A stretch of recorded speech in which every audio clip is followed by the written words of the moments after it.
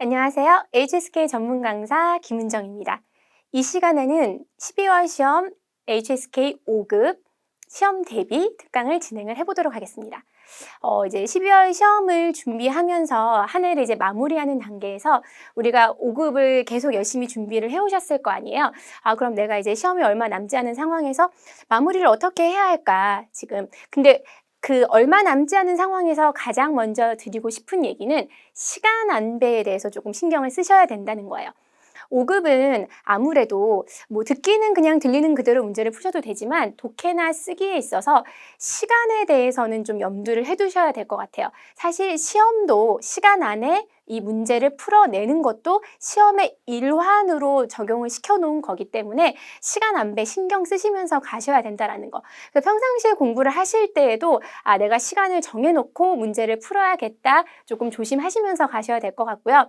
이제 5급 정도면 어느 정도 이제 중국어를 할 줄 알고 이제 5급에서 6급으로 넘어가는 단계, 왜냐면 5급 시험이 얼마 남지 않은 상황이기 때문에 그러실 텐데, 이제는 내가 이제 문제를 조금 더 넓게 좀 봐야겠다. 그냥 하나하나의 단어를 외우면서 하나하나 그냥 풀어가면서가 아니라 이제 좀 한 발짝 떨어지면서 그래, 듣기에서는 이런 스타일의 문제가 나오고 이런 스타일의 문제가 나왔을 때는 이런 방식으로 문제를 푸는 것이, 독해도 마찬가지고 쓰기도 마찬가지고, 사실 대다수의 강의들, 대다수의 책들이 다 이 전략과 공략을 굉장히 잘 설명을 해주고 있음에도 불구하고 사실상 수험생의 입장에서는 이것이 이제, 왜냐면 언어잖아요. 그래서 시험 현장에서 계속 얘를 해석해야 되고 얘가 이제 내가 의미를 알아서 넣어야 되고라는 강박이 있어서 사실 이게 문제를 제대로 분석하고 출제 의도와 경향과 전략을 고사장에서 생각하기는 쉽진 않아요. 강의 들었을 때는 이해하고 책으로 공부할 때도 이해는 하지만 문제를 풀었을 때 적용하기가 힘들기 때문에 여러분들이 시험을 남긴 지 얼마 안 된 이 시점에서 반드시 전략과 그리고 출제 의도와 문제에 대한 분석에 대해서 좀 생각을 해보셨으면 좋겠어요.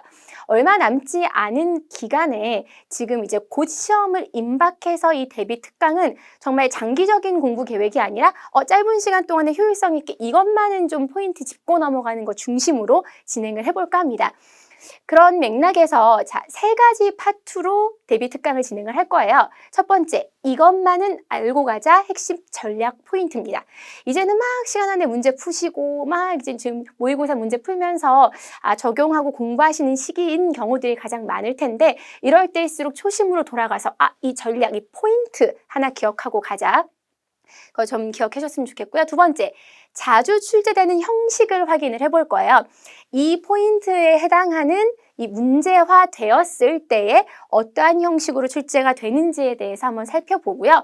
그리고 실전적으로 문제를 풀어보면서 어떻게 적용시키고 어떠한 과정으로 문제가 풀어져야 하는지에 대해서 같이 한번 문제를 풀어보면서 적용을 시켜보도록 하겠습니다. 자, 오늘 수업은 쓰기 제1부분으로 진행이 됩니다. 쓰기 일부분이라는 게 배열하기잖아요. 근데 아무래도 뒤에 뭐 작문 영역도 있고 해서 이 부분은 부담이 덜하다 하시면 사실 큰 오산인 게 배점이 커요.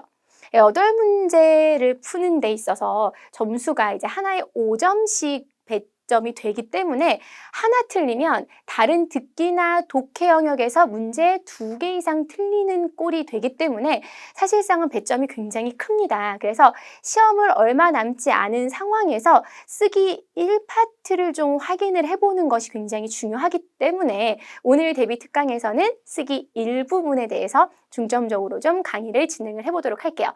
자, 쓰기 1부분의 핵심 전략 포인트 짚고 넘어갑니다.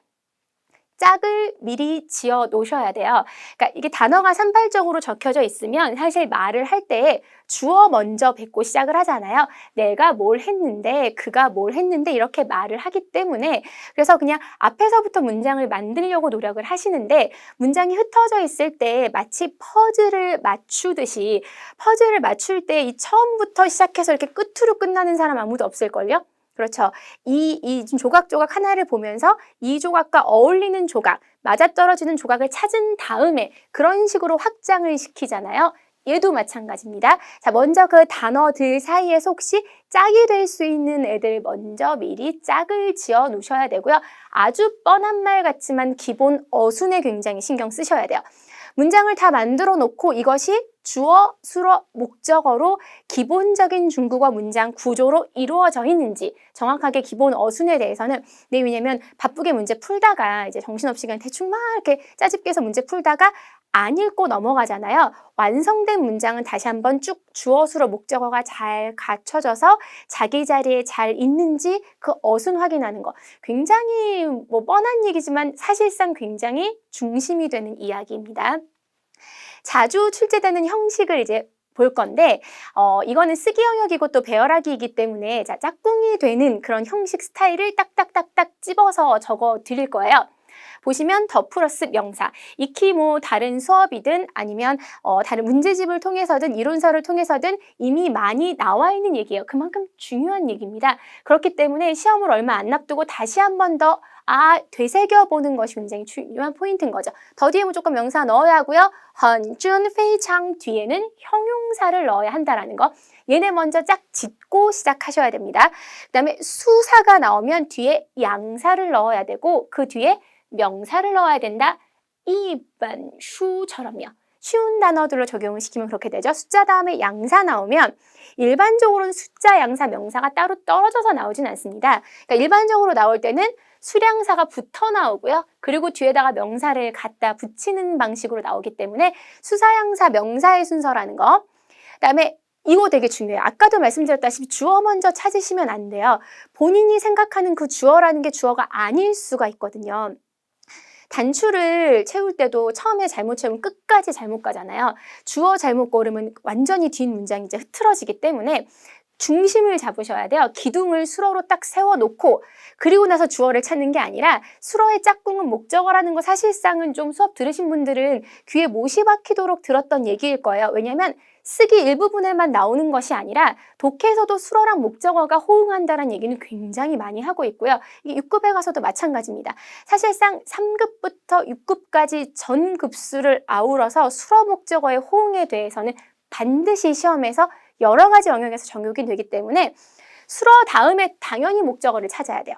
치라는 동사가 있으면 먹을 걸 목적어로 넣어야지 내가 먹는지 동생이 먹는지 엄마가 먹는지 중요한 게 아니에요. 먹다라는 동사가 나오면 먹다 뒤에 목적어인 음식을 넣어야 된다라는 게 문장 구조에서 중요한 거죠. 그거 기억하시면 될 것 같고요. 그다음에 주술목은 아시잖아요.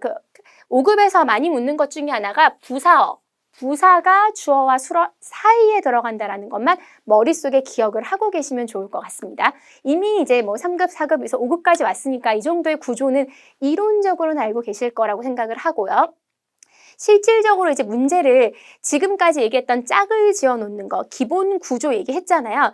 그럼 알고 있어요. 선생님 저 이미 알고 있어요. 그런데 문제 풀 때 막 틀려요 라고 하잖아요.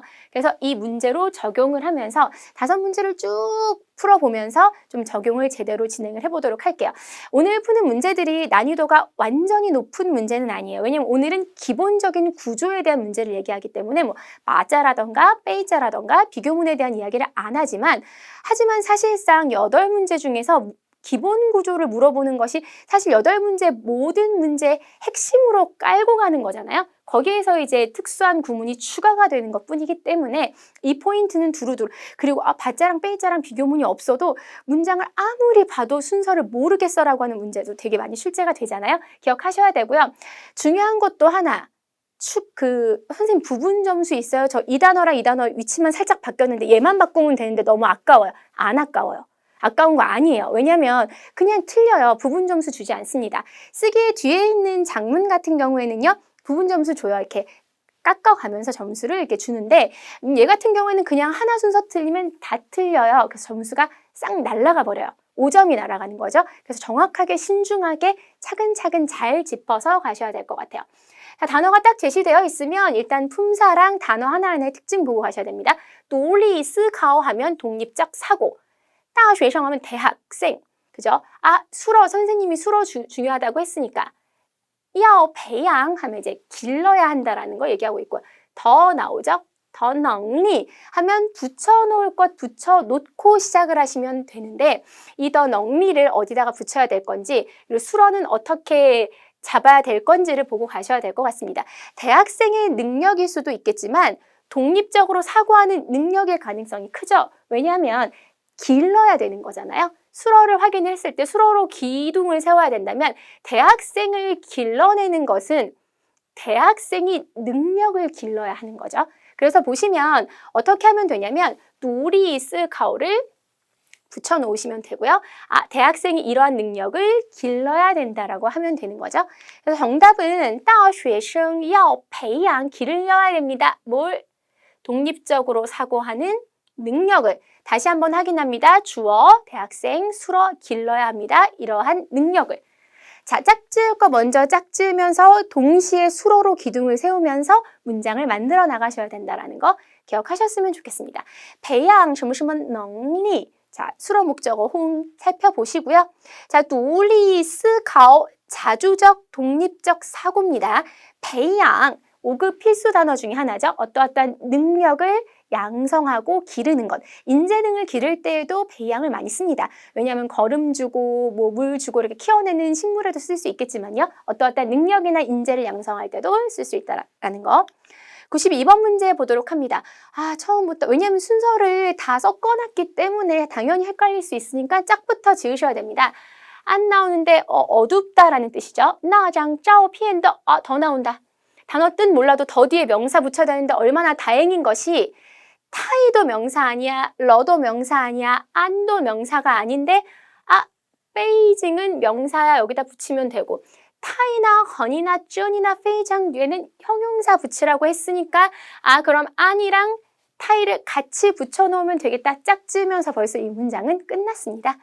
그래서 보시면요. 那张照片的背景 그 사진의 배경이 너무 어두워요. 타이 안러 이렇게 가는 거죠. 선생님 비교적 어렵지 않은 문제여서 이렇게 빨리빨리 풀 수 있는 거이기도 하지만 사실 이게 기본이에요. 문제라는 것이 더 길게 난이도가 높은 단어가 나와도 일단 짝꿍부터 잡아놓고 시작을 해야겠다라는 포인트. 계속 같은 말 반복하죠. 자, 더 플러스 명사, 타이 형용사 러 확인하시고요. 베이징 배경입니다. 단어 짚어주잖아요. 그냥 보고 가세요 하고 넘어가지 않고 단어 짚어주는 건 단어 하나하나가 소중한 상황이에요. 지금 언제 어떤 단어가 시험에 지금 얼마 남지 않은 시험에 나올지 모르잖아요. 안 하면 어둡다죠. 사진의 배경이 어둡다. 93번 넘어갑니다. 주리和 동시도 뭐가 이렇게 길어? 근데 더 나왔어요. 더 뒤에 명사 쓰면 됩니다. 怎么 의문대사가 나왔네요.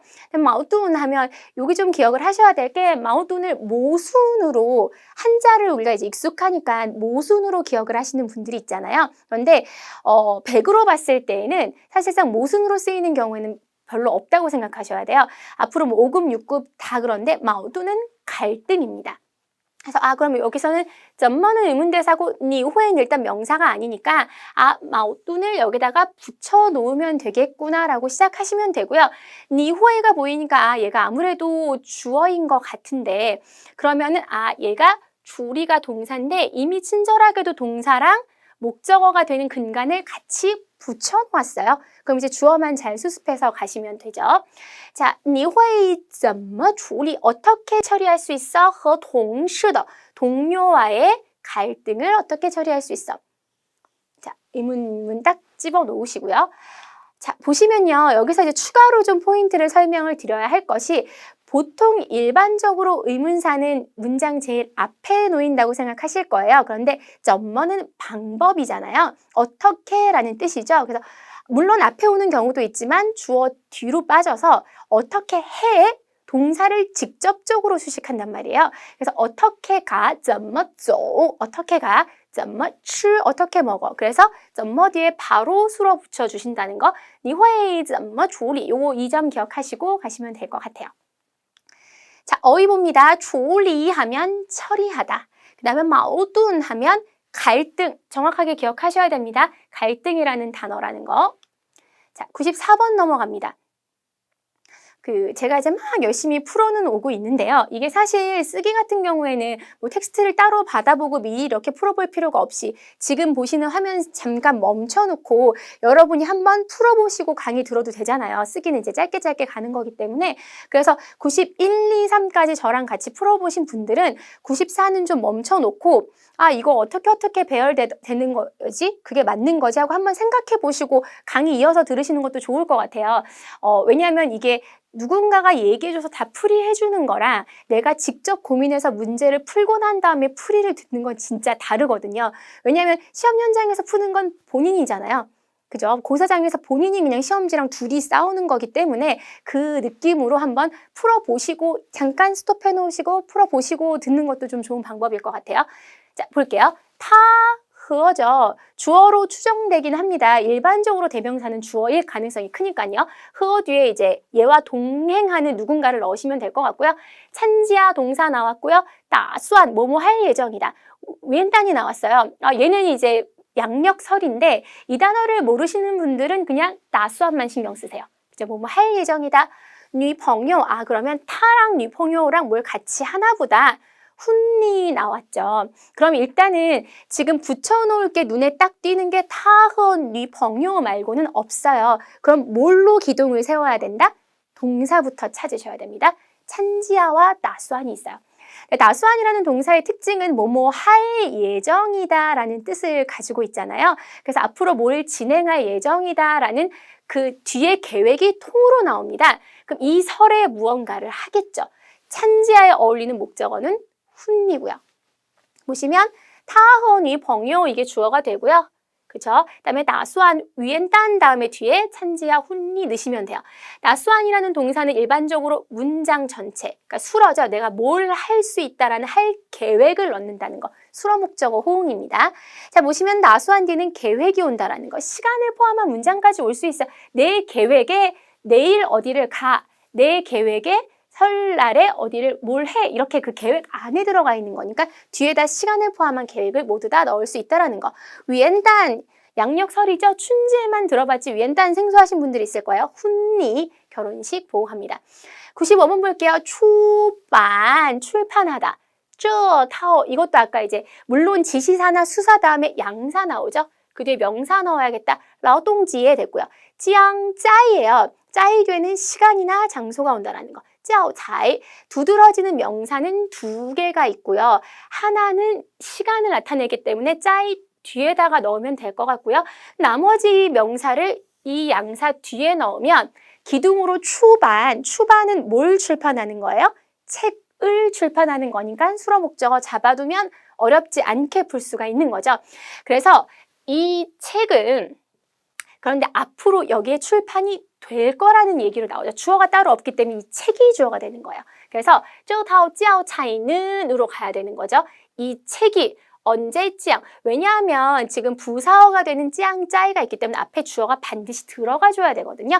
그리고 우선 짜이 뒤에는 라오동지에가 들어가야 되니까 그럼 뭐가 돼요? 노동절에 라오동지에 그리고 뒤에 자연스럽게 출판합니다 라고 가시면 될 것 같아요. 짜이 뒤에 시간이나 또는 장소가 온다라는 거 기억을 하고 가셔야 될 것 같고요.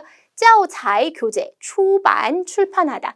출판하는 주체가 없기 때문에 책이 언제 출판이 됩니다 라고 문장이 이어졌다는 거 기억하시면 좋을 것 같아요.